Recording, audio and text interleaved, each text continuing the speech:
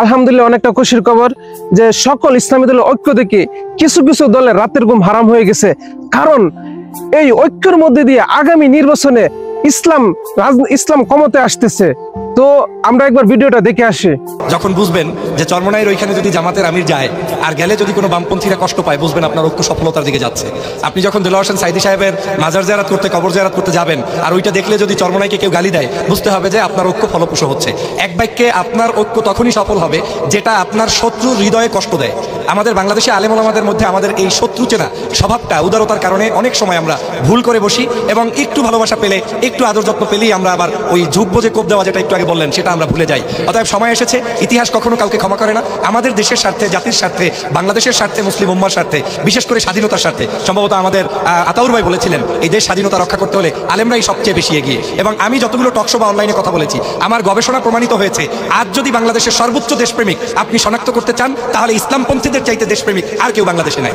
আর যদি দেশকে বিক্রি করার কোনো লোক পান যারা একটু চাঁদাবাজিতে, একটু সন্ত্রাসীতে, একটু দুই নাম্বারিতে, একটু রয়ের এজেন্ট, ভিন্ন দেশের এজেন্টগিরি করবে, টাকার কাছে বিক্রি হবে, একমাত্র ইসলামপন্থী দল ছাড়া বাকি সবাইকে আপনি সন্দেহের তালিকায় রাখতে পারেন। এর মানে এই নয় যে সবাই জড়িত, কিন্তু আমরা আনুপাক্ষিকভাবে বলতে পারি যে এই জায়গাটা ইসলামপন্থীরা এগিয়ে। অতএব দেশ রক্ষার স্বার্থে আমাদের এক হতে হবে, জাতির স্বার্থে এক হতে হবে, আপনাদের স্বার্থেও এক হতে হবে। আমি শেষ করছি 1 মিনিটে। সেটা হচ্ছে, আপনি যদি ঐক্যবদ্ধ হন, এই ঐক্যবদ্ধ হওয়ার পরেও আপনার পিছে পিছে কিন্তু ওই লোকগুলো ঘুরবে, আর অনৈক্য থাকলেও ঘুরবে।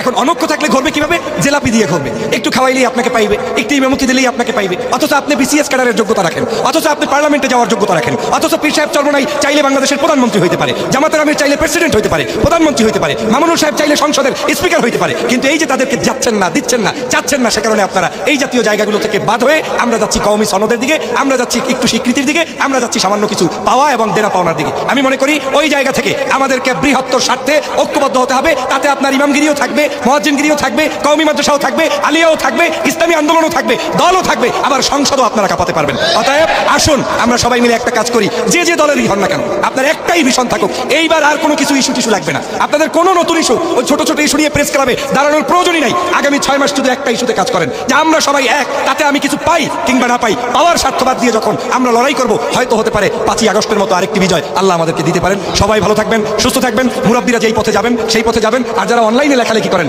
আল্লাহর রাস্তায় আর খোঁচাখুচি করবেন না। কার আকীদা খারাপ, কার আকীদা ভালো, কে নামাজ কেমনে পড়ে, কার জিকির জোরে হয় আসতে হয়, কে লম্বা খাম্বার উপরে লাফ দিয়ে পড়ে, এই সব তদন্ত করার দায়িত্ব কোনো ইসলামপন্থী নাগরিকদের নাই। আমাদের দায়িত্ব এখন একটাই, আমরা সবাইকে মিলে আমরা এক হতে চাই। এবং সেটা যদি সম্ভব হয়, তাহলে পীর সাহেব চরমনাই যেভাবে ঐক্যের স্লোগান নিয়ে মাঠে নেমেছেন, তার মুরিদের তার চাইতে বেশি পণ্ডিত হওয়ার দরকার নাই। জামাতের আমির যেভাবে নেমেছেন, অতএব জামাতের একজন রুকনের ওই আমিরের চাইতে পণ্ডিত হওয়ার দরকার নাই। মামুনুল সাহেব যেভাবে নেমেছেন, তার কর্মীর তার চেয়ে পণ্ডিত হওয়ার দরকার নাই। যদি সেই জায়গায় আমরা স্যাক্রিফাইস করতে পারি, বাংলাদেশকেও নেতৃত্ব দিতে পারবো এবং এই বাংলাদেশে আপনারাই নেতৃত্ব দেবেন সবাই। তো আলহামদুলিল্লাহ, যারা আমার ভিডিওটা দেখছেন, তো ভিডিওটা প্রচুর পরিমাণ শেয়ার করে দিবেন এবং বিদ্যুতের গতিতে শেয়ার করে দেন, যা যাতে সবার কাছে পৌঁছে যায়, এবং লাইক কমেন্ট করে পাশে থাকবেন।